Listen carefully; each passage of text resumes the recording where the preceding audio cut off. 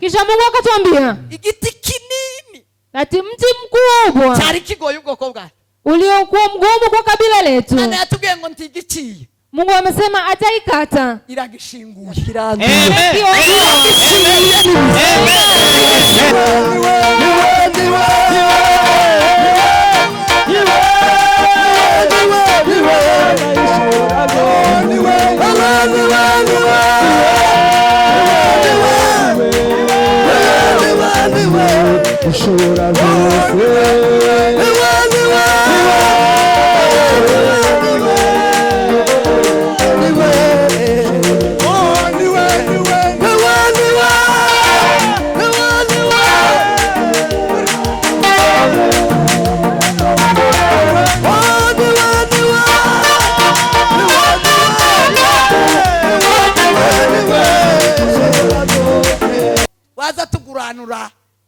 Agakondo yacu tumefanya exchange ya urithi wetu n'abayigurishije na wale walioiuza. Imana yatubwira ngo iboti bakibaye. Mungu akatuambia wao wataishi huko, mwitegure kubahamba, mjitayarishe kuwa sifa. Abantu baza bavuga ngo Kongo yarapfuye, watu wanaosema Kongo imeisha, abarozi bose hao wote ni wachawi. Ngo yarapfuye ngo ndizoki imeisha, itapona kamwe. Irakizuraja sasa itapona, utakimbilia wapi? Tumeinunua Kongo, tunakutafutia viti za kanisa, urejee nyumbani kafungue kanisa huko. Tumeomba siku 3, wameomba samani, tutarya bila kula, kunywa maji tu, tena kidogo kidogo. Mchungaji hapa anajua kuombesha sana. Maji kidogo tu. Tusengera Kongo. Tukaombea taifa la Kongo. Cyane ubwoko bw'Abanyamulenge. Sana sana kabila la Wanyamulenge. Nuko.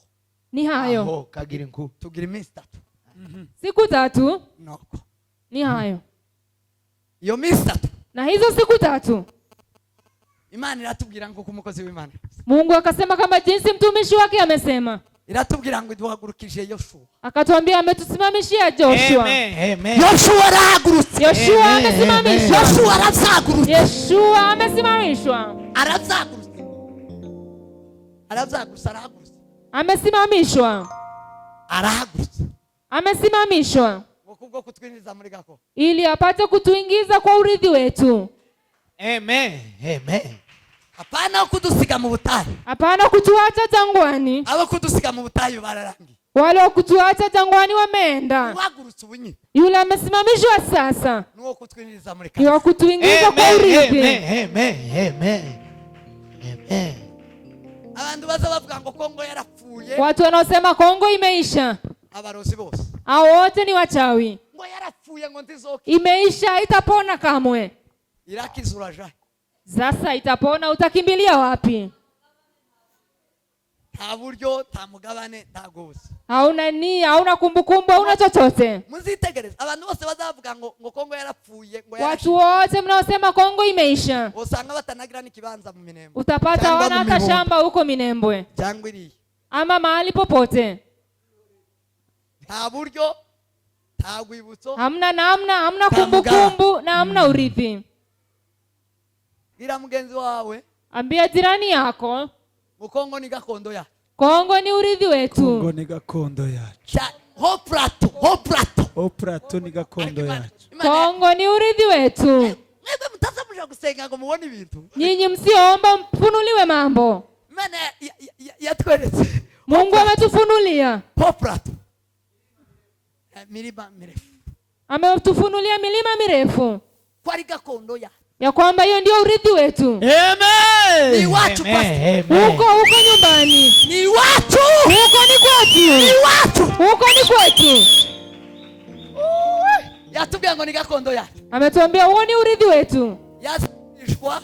ilikuwa inauzwa. None twaguranuye. Na sasa tumenunua tena. Naratangaye. Yuda wagurishije Yesu. Yuda aliyemuuza Yesu. Ibiceri yamugurishije tiyabiri. Alimuuza shilingi 30. That bob. 30. Tiyabiri. Hakuvikula vile pesa. Tiyabiri. Hakula pesa zile. Aja kuguranya bitagishobotse ya arapfa. Alirejesha na ikuwezekana akaishia kufa. Natwe twaraye tuguranushije. Ese no kugura. Kuranu. Na sisi tumefanya hiyo exchange. Kuguranura. Yes. Waza tuguranura agakondo yacu. Tumefanya exchange ya urithi wetu n'abayigurishije. Na wale walioiuza. Imana iratubwira ngo iboti bakibaye. Mungu akatuambia wao wataishi huko. Mwitegure kubahamba. Mujitayarishe kuwa sika. Amen. Reverari ambwe ngo simvuge cyane. Mchungaji alikuwa ameniambia nisiseme mengi. Babariraga nuko nabonye bene wacu. Samahani sana, nimeona ndugu zangu. Twaraye tuyiguranura. Tumenunua kwa mgezi wangu kongira hari. Ambia jirani yako kwa kongira hari none. Nigi yetu huko kwa leo. Kwa leo huko. Revera ategure fundraising y'intebe uzotahe uje mwikanisa. Pastor kinangu uzotahe uje kwikanisa. Mchungaji ajaye kuletea nyumbani. Twaraye tugura. Tumenunua nyumbani. Amen. Basa kwita. Hallelujah. Hallelujah. Amen. Muratahaga muri kubwira abahungu mubabwire ngo twaraye tuguranuye mwambia kwamba tumenunua Kongo. Kitebe si kanisa utahe. Tunakutafutia viti za kanisa urejee. Kafungue kanisa huko. Amen. Hallelujah. Kabisa. Bamumese. Twaraye tuguranuye Imana iratwemerera gutya. Mungu ametukubalia. Turaguranura gutya zamabikunda. Na tumefanya exchange ikaisha hivyo. Siko ko murazakira. Je, mnapokea haya? Uhanuzi bw'Uwiteka. Haleluya. Mamwa Pastor Kazungu birangora cyane kuvuga. Oya vuga. Sema amen. Amen. Sema amen. Amen. Hayo ni amakuru yimba. Hayo ni habari ya ukweli. Hiyo ni habari ya ukweli. Sio kufungura haya makanisa muje kugura amaparcela. Mwende mkanunue mashamba huko na mfungue makanisa. Twaraye tuguranuye ndakigiye. Kwa maana tumenunua sasa haiendi popote, ni yetu. Sema amen. Amen. Sema amen. Amen. Imana iratubwira. Kisha Mungu akatuambia ngo abayononaga irabamanuye bakuyemo. Wale waliokuwa wakinyonya imewaondoa. Amen. Yabagendaga bonona. Amen. Wale walikuwa wakichovya kidogo kidogo. Bagakundura ibituro, bagakundura amakanisa, bagakundura amazu. Wanaharibu makanisa, wanaharibu manyumba. Bagiye kumanurwa, bagiye gukugwa. Wanaondolewa. Hasigaye kubaka gusa. Ni kujenga tu inabakia. Amen.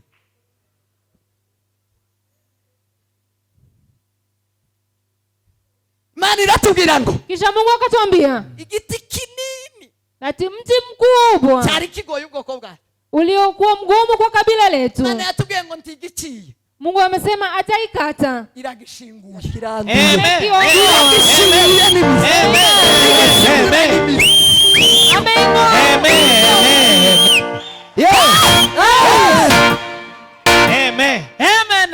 Amen. Hiyo sawa. Ndavuga manuzi akama. Ariko zose nakanwa k'Imana. Hayo yote ni maneno ya Mungu, ni kutoka kwa mdomo wa Mungu. Ngo kubwiriza. Ni kama kuhubiri. Kweli. Ni bimwe byose bivuye mu kanwa kanyu. Yote yametoka kwa kinywa cha Mungu. Biblia imetoka kwa kinywa cha Mungu. Nibi bivuye. Na unabii huu umetoka kwa hicho kinywa tu. Basi kwitegereza neza. Wale wanajua kuwatazama kwa makini. Ninjireyo murabisanga. Muingie na mtayapata ndani. Mje kubisuzuma. Muende mchunguze. Iravuga ngo cyagiti kinini. Kasema yule mti mkubwa cyari gihagamye ubwoko bw'abantu ambayo ilikuwa inanyanyasa ukoo wetu. Waho buri hose kwisi. Pale bulipo ulimwenguni. Natangaye sari. Nimeshangaa sana. Urebe n'abari Buraya n'abari no. Muangalie walio Marekani na walio kwingine. Barahagamye bose. Wote wamekandamizwa. Sabari mu minembwe bonyine. Sio wale tu walio milimani. Imana yaratubwiye ngo nubwo kogose Mungu amesema ni uko wote wa Wanyamulenge. Barya bose babarya ibintu byinshi. Wale wote wana vitu vingi. Bamwe banagurishije igihugu. Wengine hata wameuza. Ko bararya ibyo baratugurishije. Wametuuza na wanakula hizo pesa. Bose barahagamye. Hao wote. Ariko Imana iravuga ngo cyagiti kirati. Mungu amesema mti huu ameung'oa. Muraruhutse.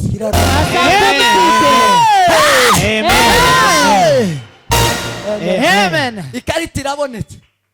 Vitambulisho vimepatikana. Zamaniruka gufata ikarita. Na mimi nitakimbia kuchukua yangu pia. N'amashami yaco yose nabijya byose bishingikirijeho.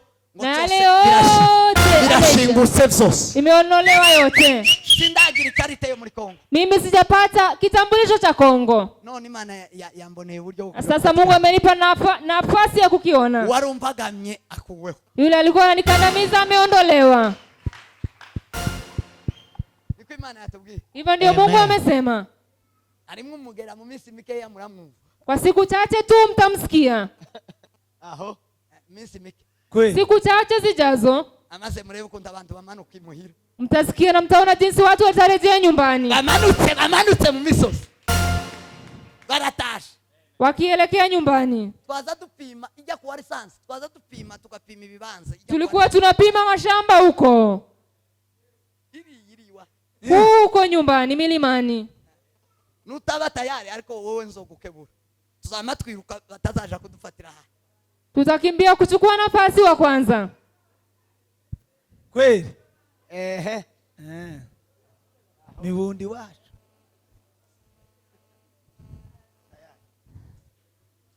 Mwaka Uzia yapfuyemwo.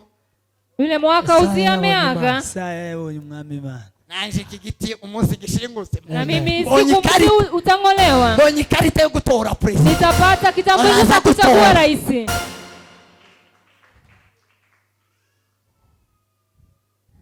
Nakira yo makuru mashi. Mpokee unabii huo mpya. Ariko ni meza. Amen. Mana iratubwira. Mungu kisha akatuambia ngo yunamuye ingota.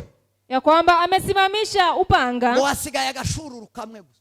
Kuna bakia tu kitu kidogo. Agiye kuba agashururu kamwe. Pepo. Kakitu tu kadogo. Upepo. Agashururu kamwe gusa. Pepo moja tu. Ako gashuru. Na upepo huo kazajanamwo bamwe ba. Katabeba wengine wetu. Ariko baki. Lakini wachache. Ukazaba gatunganyije neze. Na katakuwa igihugu. Katakuwa kamesaisha kila kitu. Nuko tugende. Na hivyo tutarejea. Sawa ndimuvyo mshereka ngatambuke ko sengasubira. Ako mtakapokea vyema hata tukapite.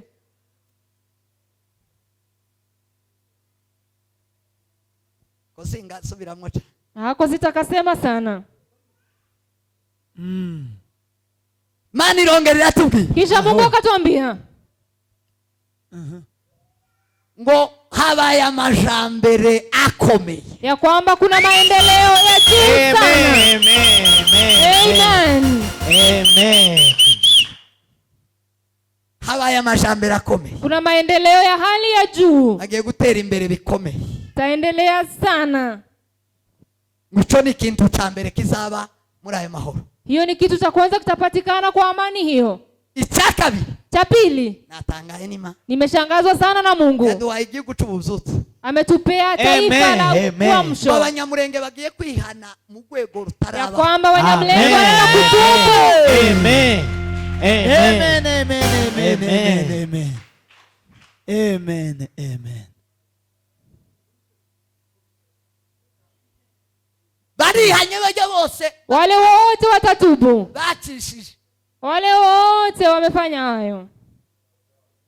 Wenye uchawi. Yes. Bajya bacishije barihanye. Wale wote wameua. Habayeho kwihana ibyaha barihanye. Na kutubu dhambi wake na waume. Abakobwa n'abahungu. Wasichana na vijana. Ico ngico sinokireka kukivuga.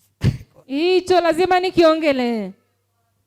Ngwibiye ko gutya ya kwamba igihugu cy'amasezerano ngo ntikiza kijamwo, ya kwamba ahadi, nchi ya ahadi ntikiza kijamwo abanduye imitima, haingii wale walio na mioyo michafu, ngo ntikiza cinjiramwo ibigirwamana. na wataingia miungu. Imana yatubwiye Mungu ametuambia Israeli kugira ngo yinjize muri Kanani, ili Israeli wapate kuingia Kanani, yabamariye mu butayu, amewamalizia wote jangwani. yambukana Yoshua na Kalebu bari batari bafite ibigirwamana, bambukana, Akavusha tu Yoshua na Kalebu ambao hawakuwa na miungu. yatubwiye ngo abambuka muri kiriya gihugu Ametuambia wale wote wataingia huko nyumbani, bagiye guta amarozi kugira ngo babemo. watatupa irizi zao, Utayataye turamuhanze hakuno, na yule atupi irizi anazikwa njiani, tumusize hakuno, tunamwacha huku nyuma. babwire ngo ni hakuno, Waambie ni huko nyuma, hakurya nabiha huko. mwakire ubuhanuzi. Mpokee unabii wa Bwana. Amen. Amen. Amen. Amen. Amen. Nazangira ngo muri muhaguruka dushime nk'ibendera. Nilifikiria nyinyi wote mtasimama tushukuru. Amen. Amen. Amen. Hallelujah.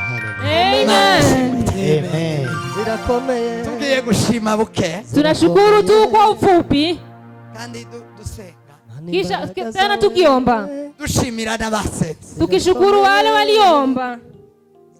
gutanga n'itangazo. Kisha nitoe hili tangazo. Dushimiye Reverend Maki, Tunamshukuru Reverend Magi. warasenze Tuliomba musi umwe nataramanye n'umuhungu umwe, siku moja, nimekesha na kijana mmoja, turatarama, tukakesha. mara arambwira ngo wawa, Kisha akaniambia, ndugu yangu, ngo hari ibyo twasengeye cyane, kuna mambo tumeombea sana, ariko lakini nagize ngo dusenge, nataka tuombe tena tubisenge tena, tuyaombe mara tena.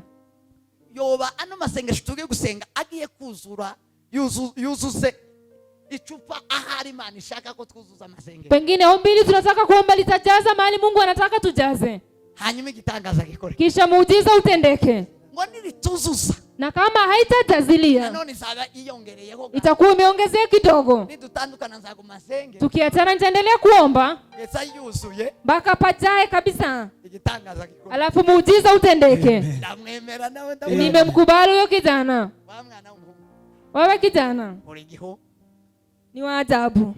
natwe Nasi pia twarasenze cyane, tumeomba sana, turasenga tukaomba. abanyamurenga aho batuye, Wanyamlenge wanakoishi waliomba, ababaye mu misozi wale miremire waliishi kwa milima mirefu barasenga, wameomba, ariko rino sengero lakini ombi hili ni umutemeri. ni kifuniko. Bwira mugenzi wangu ni umutemeri, Ambia jirani yako ni kifuniko, ni kashe, ni kuweka sahihi, iyi turu, ni kuweka sahihi. iyi turu, Mara hii, iyi turu. mara hii, Sawa, naachia hapo. turabashimiye, Tunashukuru sana. Imana ibahe umugisha mwinshi, Mungu awabariki sana, hamwe na pasiteri wasenze pamoja na pasta aliomba atazi icyo Imana yamubwiye, bila kujua ni kipi Mungu anamwambia, n'abandi bose. na wengine wote Yesu mliomba. abahe umugisha. Mungu awabariki sana. Tugiye gushima Imana, Tunataka kumshukuru Mungu. turashima Imana mu masengesho, Tunashukuru Mungu kwa ombi, hanyuma kisha dufite gukora tunafanya kitu, hamwe no gusenga dushima, tunaomba tukishukuru, tugumiza kubwira Imana ngo tibuka mu misozi, tibuka mu misozi, tukiambia Mungu ashuke kwa milima, ashuke kwa milima, tibuka, tibuka. shuka shuka Mungu. Uku kwezi kose kugeza mu kwa 10, Mwezi huu kufikia mwezi wa 10, Amen. Amen. Amen. dufite indumwa Imana yaduhaye kuja iriya rugo, tuna mtume ambao tumetumwa kwake huko milimani kuja gushitsa bino byose tuvuge, kuambia haya mambo tumesemea hapa, wabibwira ikirere, abibwira ubutaka, awaambie anga na waambie ardhi, ajana ubu buzima aburyamane ku butaka, aende na uzima huu alale nao kwa udongo, nuko ivyunguti byose bimanuka, amegwe yose asubire mu Isaho. isaho, na tamaa yote iletee kwake, amacumu yose asubire Urwubati. niko Imana yatubwiye. Abo rero hao sasa ko barategurwa ko turabategurira kugenda. Wanaandaliwa safari. Nta tiketi basavye. Hatujawaomba tikiti. Ayo nimwe tuzosaba. Na hatutaomba kamwe. Imana yaita. Mungu ameshaipeana. Amen. Haleluya. Amen. Ko turitegura. Tunajiandaa tu. Ngira ngo tuzofata izo ndumwa ili tuende mitume hao zigende waende maze mubone igitanga kisha mpokee muujiza. Zamwanga kwemera ndabazi. Najua mnakataa sana kukubali kama mtaona. Zamwemera bibaye. Mnakubali tu mambo yakitendeka. Naza bahanurira gabwira yo. Nilikuwa nawatabiria na waambia. Naza batangariza. Nilikuwa nawatangazia. President ni Ruto. Nikiwaambia kwamba rais ni Ruto. Bakasha kuntera mabuya. Mnataka kunipiga mawe. None mwamwemeye. Sasa mmemkubali. Mwamwemeye. Umemkubali sasa. Uko murizeye? Sasa hivyo umeamini? Batoma. Nizeye? Je, umeamini? Sawa. Hapo sawa. Na kabiri muzoze tuje mwirahiraye. Kweli. Ni hari akasarani. Amen. Amen. Izo ndumwa zizagenda. Hao mitume wataenda. Hanyuma dutekereza ko zitazagenda maboko masa. Na tunafikiria wataenda mikono mitupu. Uku kwezi kose. Mwezi huu wote. Uzohakikishe ko. Hakikisha ya kwamba wewe n'umwana wawe, mtoto wako, n'umugabo wawe, n'umugore wawe, mke wako wala mume wako, na mwene wanyu, hata ndugu yako, mutumye isalamiri, mmetuma salamu huko, mutumye ese gusura indoro batugendere, waende kwa niaba yetu, turebere bajya baciriritse, watuangalilie wale ambao ni maskini zaidi, bana barya bafite, hapana wale wana namna, badusurira abo bantu, watembelee hao watu, basige babahanurira ubuzima busha, na watu wamewatabiria maisha mapya. No, ni hayo. Mureme. Je, mmekubali? Tugiye gushiraho nimero. Tunataka kuweka namba ya simu. Telefone. Nambari ya simu. Abari kuri mutandao. Wale walio kwa online. Itorero rya Kristo kwisi. Kanisa la Kristo ulimwenguni. Ya Mwiki na Junction. Mwiki na Junction. Itorero rya Agape Solution. Kanisa la Agape Restoration Church.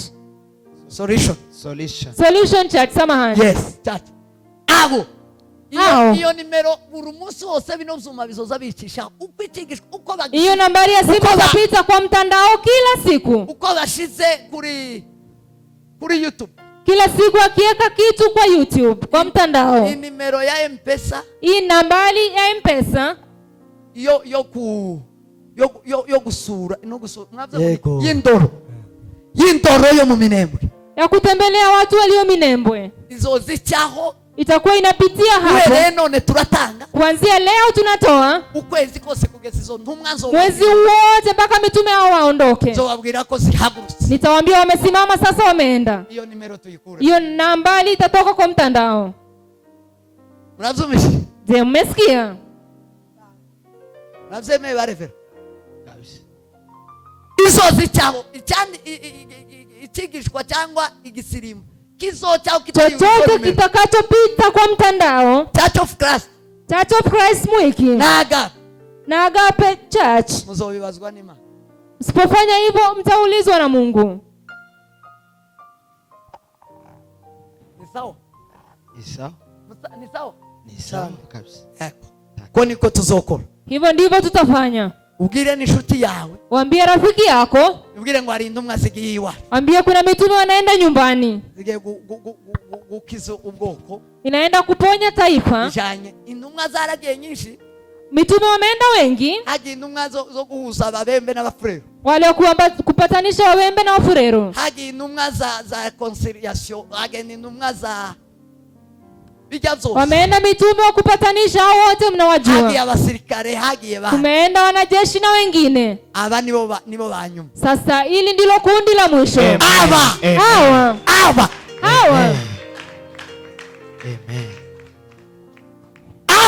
Hawa. Mubiteke. Mgoje tu.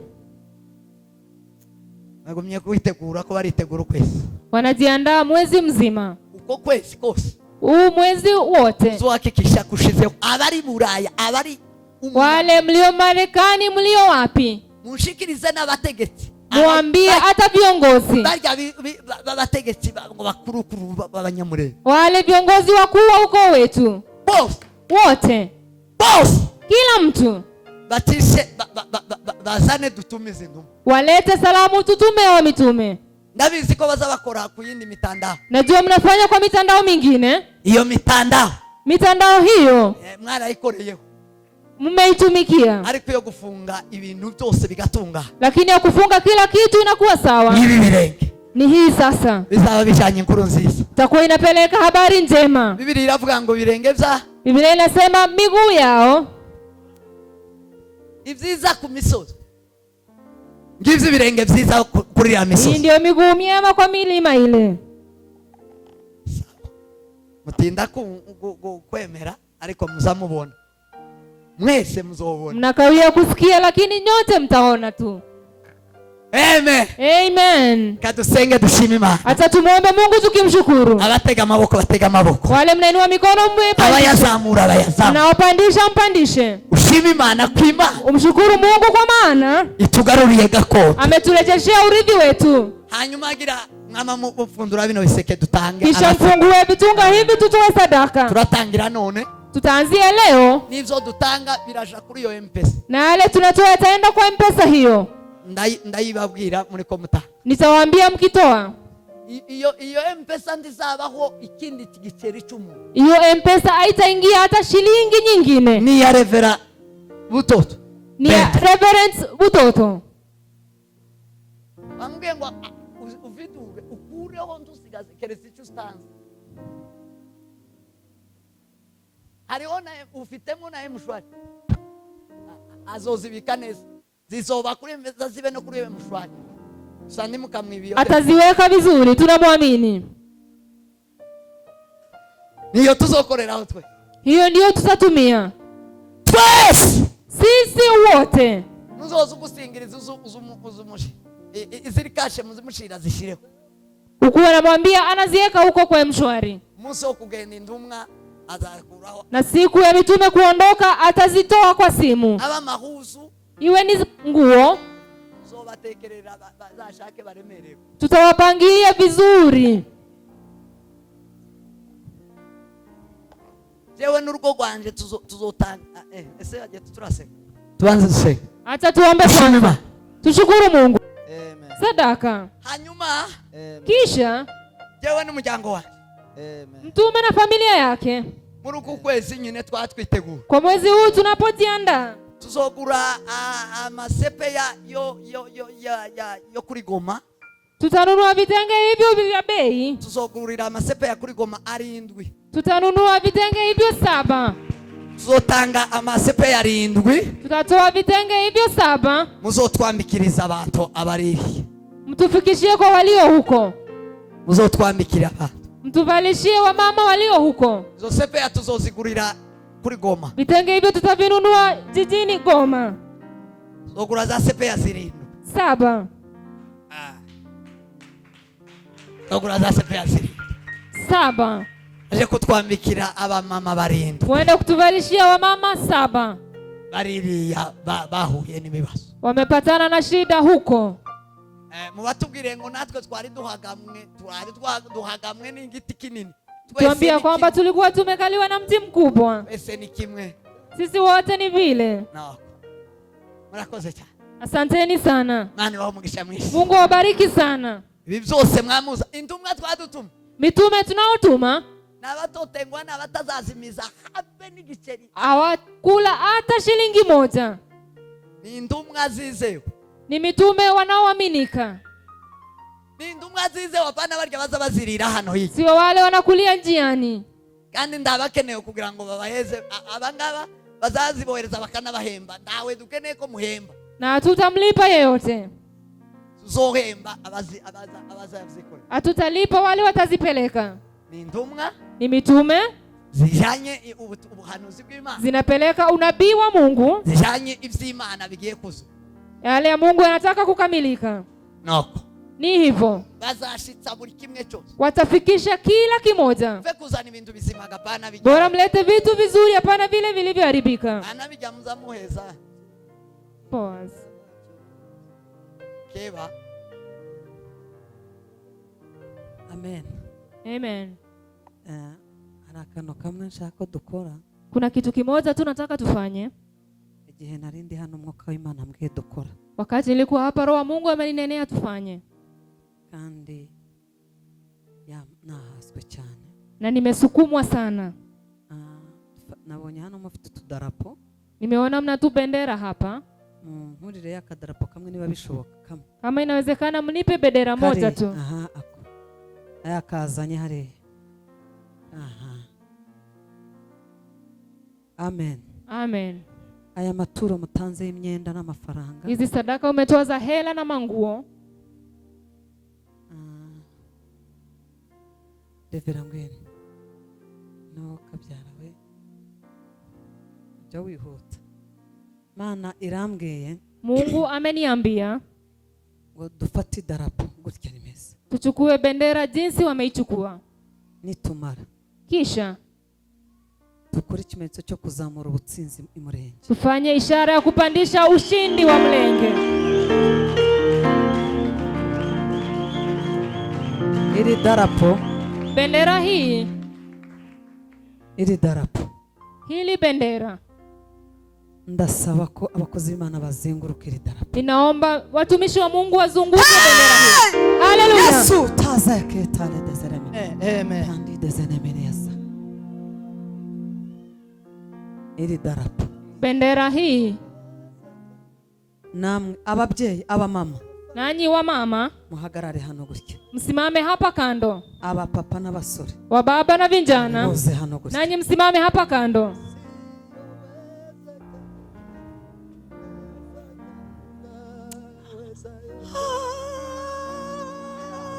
Yes.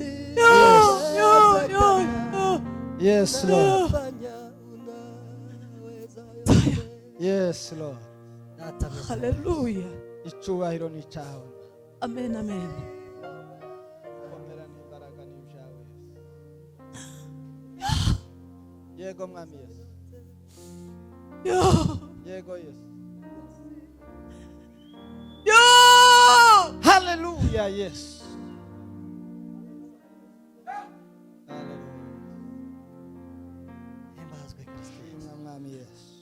Ngo mwerekere ibiganza kuri iryo bendera abakozi b'Imana. Yego mwami Yesu. Ababyeyi namwe muvuza impundu. Tuzamuye ibiganza. Ngo abagabo mukoma amashyi. Bana turagushima. Tuzamuye ibendera mu rukiko. Mwami Yesu w'imbazwa. Turagushima Yesu. Haleluya. Agushima uzukizama.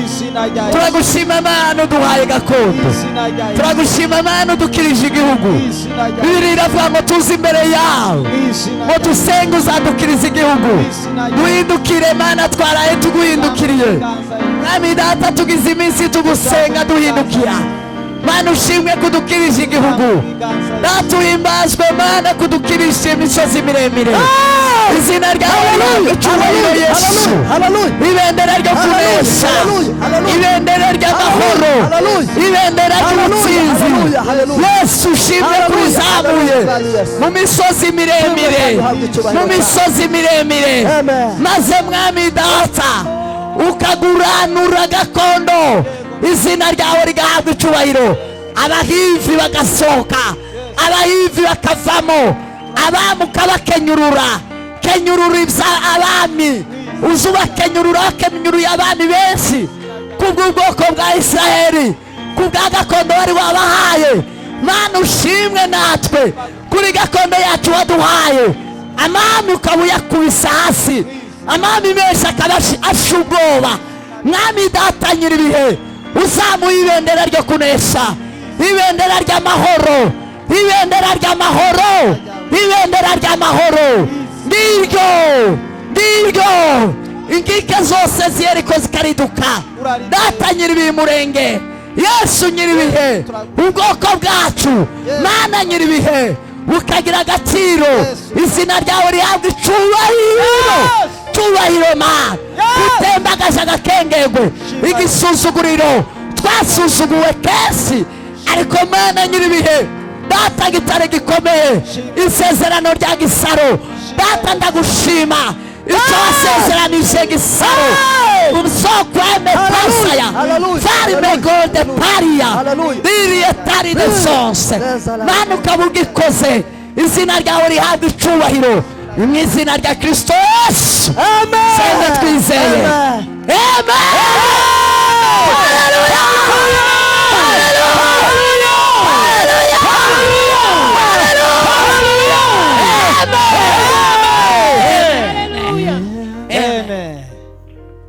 Amen. ikindi cyongeraho amen Amen. Tigazi n'abakozi Imana tugiye kuritambagira gutya tubwira Imana ngo Mana shimwe ko utanze amahoro. Amen. Haleluya. Amen. Yaba mwabonaga ibindi Imana ikoze. Amen. Ngo tuzengurutse ibendera tuzengurutse idarapo tuvuga ngo Mana ushimwe ko utanze amahoro. Shimwa mwami Yesu. Tuvuga ngo Mana ushimwe. Shimwa mwami. Ndagira ngo twese Shimwa ababyeyi tuvuze impundu abagabo bakoma amashyi abakozi b'Imana bagarigiye idarapo. Shimwa mwami Yesu. Shimwa mwami Yesu. Shimwa mwami Yesu. Shimwa mwami Yesu. Shimwa mwami waba. Shimwa gitare cha. Shimwa mukiza wa. Yes. Yesu mwana w'Imana. Tuzamuye ibendera ry'ubutsinzi. Dushimye amahoro uzanye Imana. Dushimye amahoro utanze. Dushimye amahoro y'Imana. Dushimye amahoro y'Imana. Dushimye amahoro y'Imana. Dushimye amahoro y'Imana. Dushimye amahoro y'Imana. Dushimye amahoro Niwe ushobora zose. Haleluya. Mana ushimwe ko dutashye. Mana ushimwe ko amahoro abonetse. Mana ushimwe ko ababyeyi basubiye mu matongo. Mana ushimwe ko inka zisubiye mu biraro. Mana ushimwe ko ubutaka buhumanuye. Tukomeze tuzenguruke.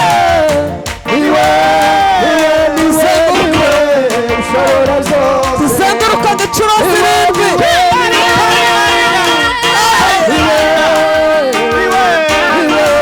Ushobora zose. Niwe niwe niwe niwe ushobora zose. Niwe niwe haleluya.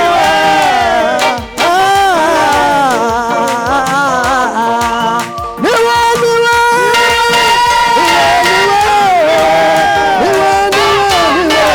Yesu ushimwe.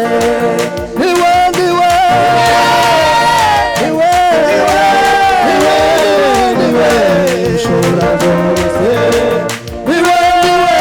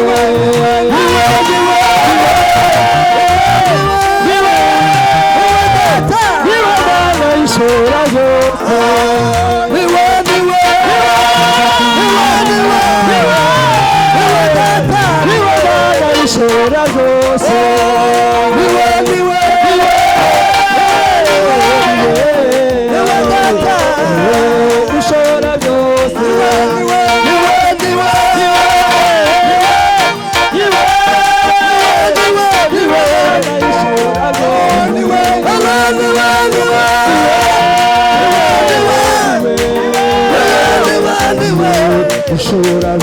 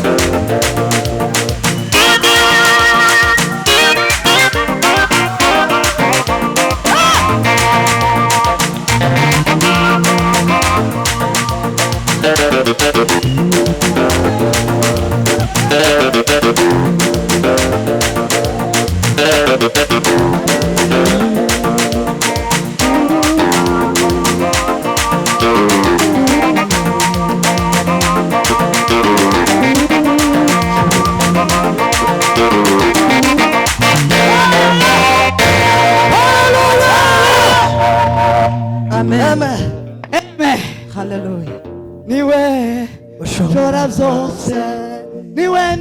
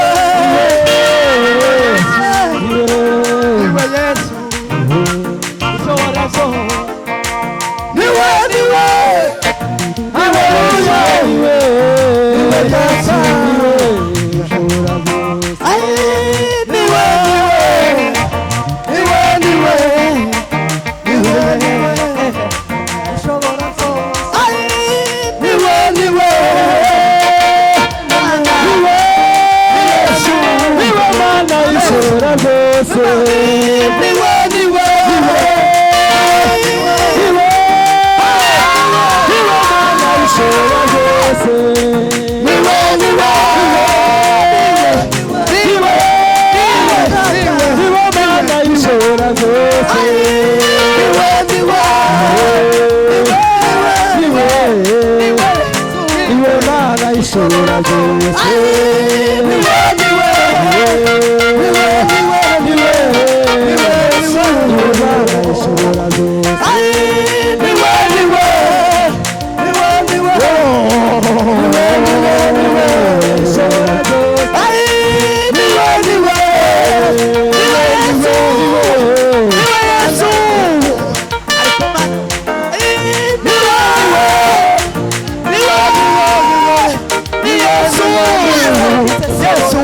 Nazarene